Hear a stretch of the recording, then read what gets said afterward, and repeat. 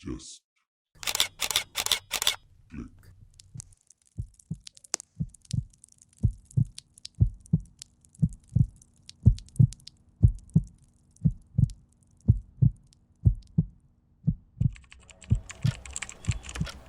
गर्मी की छुट्टियों के दिन मेरे सारे दोस्त खेल कूद में बिजी थे, पर मैं कुछ नया करने की तलाश में था, कुछ ऐसा कि जो बहुत रहस्यमय हो। तो हेलो गाइस, मैं हूँ ओमकार और आज हम जा रहे हैं एक अनजान और वीरान घर की तलाश में। कुछ समय ढूंढने के बाद मुझे एक ऐसा घर मिला जो बहुत अनजान और वीरान हो। मैं जैसा घर ढूंढ रहा था वैसा घर मुझे मिल गया था।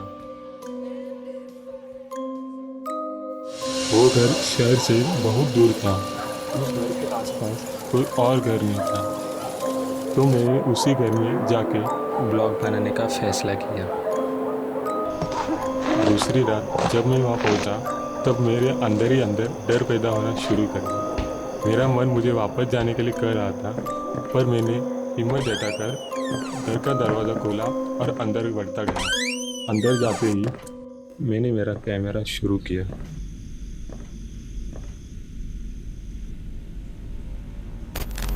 और आगे बढ़ता गया। चलते चलते मैं हॉल की तरफ बढ़ता गया। हॉल की हालत कुछ डरावनी थी। वहाँ की सारी वस्तुएं बिखरी हुई थी और वहाँ की दीवार पर कुछ डरावनी तस्वीरें थीं। उन डरावनी तस्वीरों की फ़ोटो खींच ही रहा था, तभी अचानक मुझे पीछे से आवाज़ सुनी दी। वह आवाज़ सुनते ही पीछे मुड़ा और उस आवाज़ की तरफ बढ़ता गया। जब मैं रसोई घर पहुंचा तब वहाँ की हालत हॉल से ज़्यादा डरावनी थी। जब मैं और अंदर जाकर देखा कि चीज़ें और ज़्यादा डरावनी थी। मेरी नज़र फ्रिज की तरफ गई तो वह देखते ही मैं डर गया। वहाँ इंसान के दिमाग और आंखें थी। मैंने पीछे मुड़कर देखा तो इंसान के कटे हुए हाथ थे जो खून से पूरे भरे हुए। उनकी फ़ोटो खींचता तभी अचानक बगल से कुछ गुजरा हुआ मुझे महसूस हुआ। तो मैं वह देखने आगे बढ़ा तो वहाँ एक परछाई थी जिसने अचानक से आंखें खोल दी। वो देखते ही मैं डर गया। मुझे कुछ और सूझता मैं वहाँ से भागने लगा। भागते भागते मैं दरवाजे की तरफ आया, पर तभी अचानक दरवाज़ा बंद हो गया। मैं पीछे मुड़ा, यहाँ वहाँ देखने लगा, कोई मेरा पीछा कर रहा है ऐसा मुझे एहसास हुआ। तो वही हाथ था जो मेरा पीछा करते करते मेरे पास आ रहा। वो धीरे धीरे मेरे सामने आता गया और अचानक से उसने मेरे ऊपर हमला कर दिया।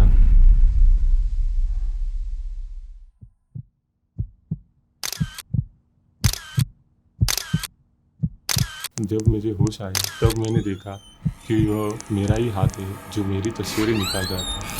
वो मेरी तस्वीरें खींचता ही जा रहा था। मैं पीछे जा रहा और वो मेरे पास आ रहा था। उसने कैमरा छोड़